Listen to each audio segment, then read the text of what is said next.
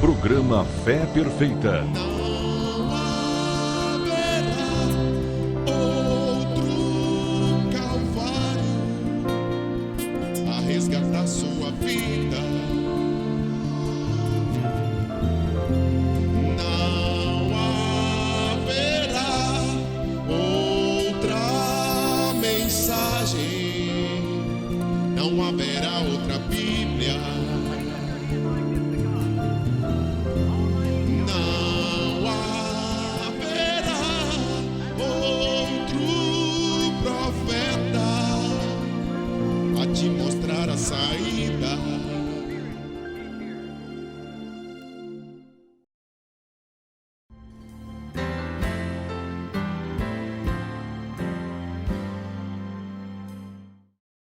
Engrandecido seja o nome de nosso Senhor e Salvador Jesus Cristo. Por sua graça, por sua misericórdia, nós estamos apresentando o programa Fé Perfeita, que tem como objetivo levar a você uma mensagem, a mensagem precursora da segunda vinda de nosso Senhor Jesus Cristo. Gostaria de dizer a você, amigo, irmão, telespectador, nós somos um grupo hoje que estamos atuando em 175 países, enviando literaturas, DVDs, CDs, enviando a todos o conteúdo de uma mensagem profética que veio como um instrumento de Deus para preparar o povo para o arrebatamento. O apóstolo São Paulo diz: se a trombeta der sonido incerto, quem se preparará para a batalha?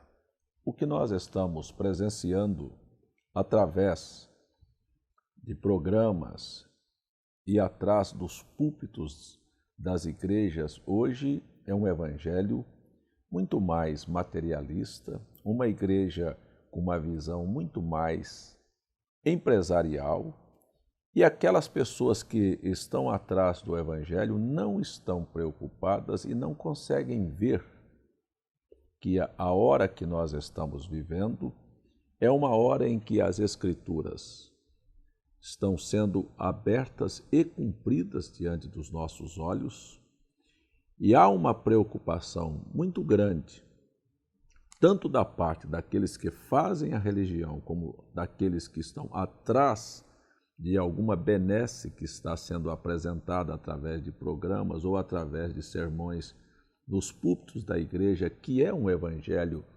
materialista e de prosperidade. As pessoas se esqueceram que o verdadeiro objetivo da vinda de Jesus Cristo à Terra, ou seja, estou me referindo à primeira vinda, foi para salvação. Jesus não veio aqui à Terra para oferecer carros, dinheiro e benefícios para o comércio ou algum interesse particular das pessoas. Jesus veio à Terra para morrer pelos nossos pecados. Isto é que Paulo disse na primeira carta aos Coríntios, capítulo 15, do verso 2 a seguir, que ele morreu, foi sepultado segundo as Escrituras, para pagar o preço dos nossos pecados. Então, este programa, ele tem um objetivo, e eu estou iniciando esta série de estudos sobre você crê na Bíblia? Bíblia é uma biblioteca. Você crê que esta biblioteca, este conjunto de livros aqui, 66 livros, é inspirado? É sagrado para você? Será que a Bíblia é realmente a palavra de Deus e ela merece credibilidade? São essas perguntas que eu gostaria que ficasse na sua mente durante todo o tempo que você me assistir aqui neste programa. Eu quero convidá-lo para continuar nos assistindo. Nós estamos através da TV Fé Perfeita 24 horas no ar. www.feperfeita.org.br. Você está sendo convidado para acessar através do seu celular, através do seu computador, a TV Fé Perfeita e assistir documentários, pregações, programas televisivos e entrevistas. Você está sendo convidado a participar dos nossos cultos ao vivo através www.feperfeita.org.br. Aqui, através deste canal de televisão, estamos apresentando este programa que leva a você também a mensagem do Evangelho. Quero ler a Escritura no capítulo 1 da segunda Epístola Universal de Pedro. O verso é o verso 19. Temos muito firme a palavra dos profetas, a qual bem fazeis em estar atentos, como uma luz que alumia em lugar escuro até que o dia amanheça e a estrela da alva apareça em nossos corações. Sabendo primeiramente isto, que nenhuma profecia da Escritura é de particular interpretação, porque a profecia nunca foi produzida por vontade de homem algum, mas os homens santos de Deus falaram inspirados pelo Espírito Santo. Eu quero iniciar este momento de meditação com você aqui, perguntando qual da profecia ou das profecias que os profetas do Antigo Testamento proferiram que não se cumpriu. Para se ter credibilidade em alguma coisa, nós precisamos aqui do conteúdo e também do cumprimento. Para início de conversa, eu quero dizer para você que se você levar uma profecia pela sua interpretação, você não terá e não verá aquela profecia em evidência. Quero te perguntar uma coisa, você já analisou por que foi que todos os profetas foram perseguidos? Estou citando Atos capítulo 7. Quando Estevão perguntou qual dos profetas não perseguiram e mataram os vossos pais. Você já parou para analisar por que os profetas foram perseguidos e mortos? Em primeiro lugar, um profeta, ele é um homem descomprometido. Ele tem compromisso com Deus, mas ele não tem compromisso com os sacerdotes, com a religião, com reis, em outras palavras, nem com o comportamento da sociedade, nem com o comportamento da política e nem com o comportamento da religião. Ele tem uma mensagem que recebe de Deus e entrega ao povo. Primeiro, então, ele tem que ter uma natureza especial. Ele tem que ser um homem robusto, forte, sabe? Que não se intimide com nada. Então, os profetas do Antigo Testamento não eram pessoas simpáticas, carismáticas, que as pessoas admiravam. Muito pelo contrário, foram odiados. E, se você analisar assim de maneira bem fria, bem realista, a razão pela qual as profecias ou estes profetas foram perseguidos e mortos é porque suas profecias foram interpretadas e elas não tiveram cumprimento. Vou por parte aqui com você. No capítulo 18 do livro de Deuteronômio, Moisés disse que quando um homem falasse em nome do Senhor e aquilo não viesse a se cumprir, que aquele profeta tinha falado de si próprio e deveria ser morto. Então você pare aqui que a religião tomou isto desta maneira e checou a profecia à luz do seu entendimento e aquilo não tinha cumprimento. Vamos tomar, por exemplo, para facilitar o que estou tentando dizer, uma profecia de um mártir. Vamos tomar, por exemplo, o profeta Isaías. Isaías escreveu a Bíblia de uma maneira resumida. Isaías tem 66 capítulos e a Bíblia tem 66 livros. Isaías começa falando sobre a criação e sobre as duas linhagens de semente na terra e que o povo não tinha conhecimento de Deus, que o jumento sabia mais do que o homem. Isaías traça a queda e também a vinda do Messias no seu capítulo 7, no seu capítulo 9, fala sobre a promessa de Deus que está lá no livro de Gênesis. Isaías mostra o sacrifício vicário de Cristo, Isaías mostra também o milênio e o novo céus e a nova terra. Então ele resume a Bíblia nesses 66 capítulos de uma maneira completa. Mas vamos tomar, por exemplo, por que Isaías morreu. Então, você vai ver que a razão de Isaías ter morrido cerrado, diz a história, que Isaías morre cerrado. Por que foi cerrado Isaías e morto? Porque suas profecias, como olhando de uma maneira geral, como está a Bíblia, não se cumpriram. Você diz qual, por exemplo? Vamos tomar aqui, só para te dar um exemplo. Uma virgem conceberá e dará à luz um filho. Você diz, se cumpriu. Eu pergunto, se cumpriu no dia dele? Quando ele estava vivendo? Veja, aqueles que ouviram esta profecia analisaram, que virgem é esta? Onde está? Cumpriu daí 1 ano, 2, 3, 4, 5, 6, 8 ou 10? Não, se cumpriu 712 anos mais tarde. Ele já tinha morrido, sem dúvida alguma. Voz do que clama no deserto, preparai no ermo vereda ao nosso Deus, Isaías 40. Se cumpriu? Não. Quando Isaías é enviado à casa do rei Ezequias, depois da sua oração e que Deus acrescenta 15 anos à sua existência, e os mensageiros do rei da Babilônia vêm, Ezequias mostra tudo o que ele houvera construído a eles. No capítulo 38, 39 de Isaías, ele vai lá e diz, o que você mostrou para o rei da Babilônia será levado cativo para a Babilônia. Se cumpriu nos dias de Isaías? Também não.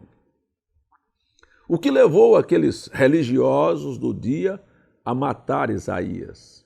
A falta do cumprimento das profecias para aquele momento, porque eles tiveram uma interpretação privada da Bíblia Sagrada. Fizeram uma ideia e aquilo não combinou com o que eles pensavam. E aí, então, terminou na morte. E assim você pode pegar a história de todos estes homens que compuseram o Velho Testamento e que nós os chamamos de profeta. E aqui temos Pedro dizendo que nenhuma profecia das Escrituras é de particular interpretação. Se você tomar o Novo Testamento, que também são fatos e registros proféticos, por exemplo, o que não se pode entender é a falta de conhecimento, a falta de estrutura do mundo, que não sabe tomar os exemplos proféticos que as sombras do Velho Testamento mostraram para se aplicar ao Novo Testamento. O Novo Testamento é tão profético como o Velho Testamento. E aqui temos homens que foram usados por Deus para escrever o Novo Testamento, e há uma escritura que comumente é muito mal interpretada, é uma que diz, a lei e os profetas profetizaram até João. E aí então dizem, olha, acabou os profetas em João Batista. E eu pergunto, e Jesus não foi profeta depois de João? Não era Jesus o profeta dos profetas? Não foi Paulo um profeta? Não era Ágabo um profeta? Você nunca leu Jesus em São Mateus 23, 34, dizendo que enviaria profetas? Parece que as pessoas desconhecem estas escrituras.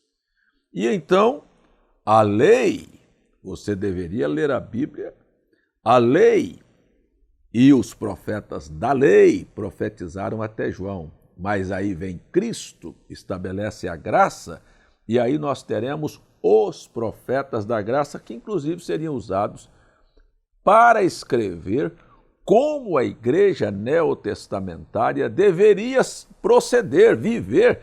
De nada adiantaria termos recebido a Jesus Cristo o perdão dos nossos pecados e não sabermos agora como proceder para continuarmos debaixo da bênção redentora que Jesus Cristo veio efetivar pela humanidade. Então foi necessário Deus tomar, por exemplo, um homem como Paulo e estabelecer através de Paulo a igreja neotestamentária. E eu digo aqui, sem medo de errar, que Paulo é o exemplo para todo verdadeiro ministro do Evangelho. Se você tomar os escritos sagrados de Paulo, primeira carta de Paulo aos Coríntios 14:37, ele diz: se alguém for profeta, mas não tem mais profeta, ou espiritual, reconheça que as coisas que eu vos escrevo são mandamentos do Senhor. Então aqui nós estamos diante, por exemplo, se você tomar a segunda carta a Timóteo, capítulo 3 e capítulo 4, você tem o retrato falado dos dias em que nós vivemos. Se você tomar, por exemplo, o escrito de Paulo sobre a segunda carta aos Tessalonicenses, você vai ter o momento da manifestação do espírito do anticristo e também o extermínio de todos os seguidores do mal. Se você tomar 1 Tessalonicenses 4, você verá a vinda do Senhor. E isto tudo são relatos proféticos de coisas que haveriam de tomar aqui lugar na terra. Qual é o mal da cristandade dos nossos dias? Agora vamos tomar da política, vamos tomar a sociedade e vamos tomar o sacerdócio, ou seja, os pregadores do Evangelho. Os escritos sagrados da Bíblia estão dirigindo o rumo das nações e das famílias e do mundo hoje. Eu não posso mudar o que está estabelecido. Deus não muda a sua palavra. A Bíblia Sagrada não tem que se adequar à condição da sociedade, é a sociedade, sou eu e você, que devemos olhar para a Bíblia e aquilo que a Bíblia disser. Se estamos vivendo, atuando, fazendo algo contrário, deveríamos ser bastante conscientes e olhar que nós estamos fora da Bíblia, fora da palavra, fora do pensamento, estamos trabalhando contrariamente do eterno e que isto não nos fará bem nenhum. Então, esta seria a consciência. Porém, se ao olharmos a Bíblia, tentarmos fazer o que as pessoas fizeram no Velho Testamento, dar interpretações, nós nos encontraremos lutando contra Deus e mataremos, crucificaremos. Você matar talvez não seja com um revólver ou com uma peixeira, mas matar quer dizer acabar com a influência, denegrir, sujar, pisar a imagem daquele que realmente quer falar e quer mostrar ao povo e quer trazer ao povo o recado de Deus e mostrar o padrão de Deus. A Bíblia, amigo telespectador, infelizmente, não pode ser crida, nem pode ser vivida, nem pode ser observada pela maioria das pessoas que leem seus relatos, carregam debaixo do braço, vão à igreja e professam crer. Quando chega a hora de viver, cada um dá uma interpretação particular aos assuntos diversos e às profecias que estão manifestadas nas suas páginas. Na vida prática, se eu vier aqui num contexto social e político em que a nossa democracia e a nossa Constituição diz todos são iguais perante a lei. E eu acredito nisto. Porém, será que estes iguais perante a lei dão a mim, como homem, e à mulher, como feminina, direitos de exercerem as mesmas funções? A lei pode até dizer que sim, mas será que a Bíblia diz assim? Aí está onde entra a profecia e aonde entra a minha afirmação que as pessoas não podem ficar com o que está escrito. Se a Bíblia disser, mulher, seja submissa ao seu marido, as mulheres reagirão de maneira pronta para dizer, sabe de uma coisa? Eu não devo satisfação a ninguém, eu vivo no século XXI, o meu país diz que eu sou livre e que eu sou igual e que eu não devo submissão a nada. Eu quero dizer para você, é esta uma decisão sábia, é uma posição correta, isto realmente diz que você é uma cristã e que você é um crente que acredita na Bíblia, ou esta é sua opinião que fará com que você se levante contra qualquer pessoa que diga que isto está errado? Olha porque o Velho Testamento está se repetindo, era apenas a sombra, o real está aqui diante dos nossos olhos. Mas isso você diz, esta é minha opinião pessoal. Muito bem, vamos seguir um pouquinho mais. E o que diz os sacerdotes? Primeiro, nós não temos um rei aqui, mas temos os governantes. E eles o que dizem? Dizem que isso não tem problema. Que a Bíblia é um livro careta. Esta é a interpretação que dão. Mas vamos seguir mais. E o que diz o pastor, o padre, o sacerdote, o líder espiritual? Eles vão rir destas profecias. A única coisa que serve à Bíblia é um escudo para que eles possam esconder-se atrás de certas coisas que são para eles bastante interessantes. Ponto 1, pedir dinheiro para as pessoas. Ponto 2, fazer negócio da fé. Isto aqui. Ponto 3, citar escrituras que dão, segundo a interpretação, oportunidade para que eles possam levar adiante um projeto de um evangelho materialista. Mas viver o contexto da Bíblia, são pouquíssimas as pessoas que querem acreditar e viver nisso. E eu estou falando com você que está me assistindo. Olha para dentro de você e seja honesto e verdadeiro. Você não tente tapar o sol com uma peneira. Você crê na Bíblia? Você obedece à Bíblia? Você reconhece que os escritos da Bíblia são sagrados? Só serão sagrados se por você forem respeitados. Se você passar por cima, você não pode me dizer que a Bíblia é sagrada. Ela foi profanada e não foi por aquele que está lá na sarjeta, que talvez seja o ignorante, ou aquela mulher que está rodando a bolsinha ali na esquina atrás de um programa sexual. Mas por aqueles que vão à igreja, por aqueles que dizem ser pregadores do Evangelho. Eles profanam os escritos sagrados quando pisam e passam por cima da Bíblia e dão a ela uma interpretação errônea, por sinal. Então, aqui neste programa, eu estou chamando você para analisar se você crê na Bíblia. Eu vou dar alguns exemplos que são simples, que são fáceis. Eu tenho conversado com muitas pessoas.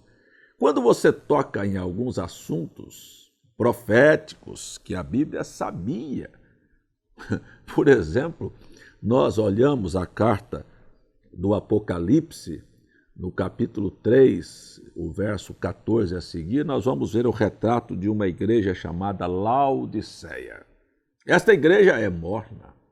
Ela se diz rica, é o conceito dela. Ela tem bens materiais, ela tem carro, ela tem edifícios, ela tem seminários, ela tem hospitais, ela tem programa social. Ela se diz rica. E aí, na nossa linguagem, tem umas que têm televisão, outras têm programas educacionais e universidades, enfim, seminários.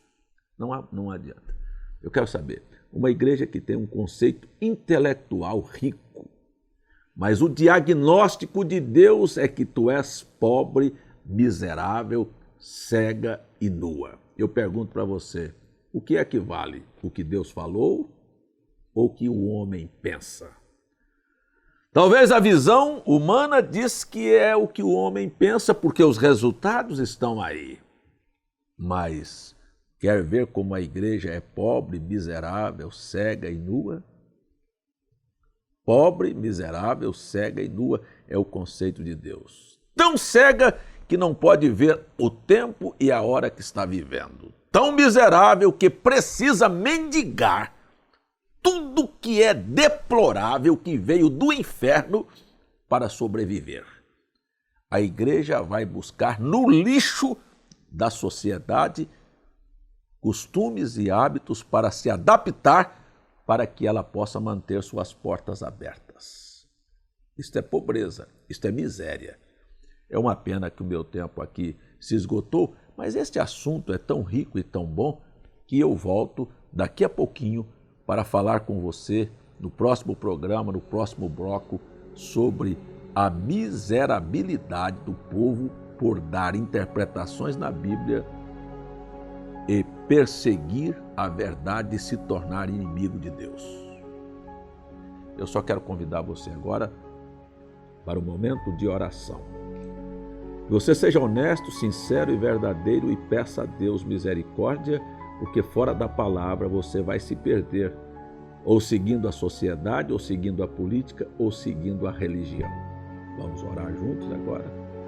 Deus eterno, Tu és tão bom para nós, que nos dá uma oportunidade para olhar para dentro de nós e para a Tua palavra e para o Senhor e pedir misericórdia.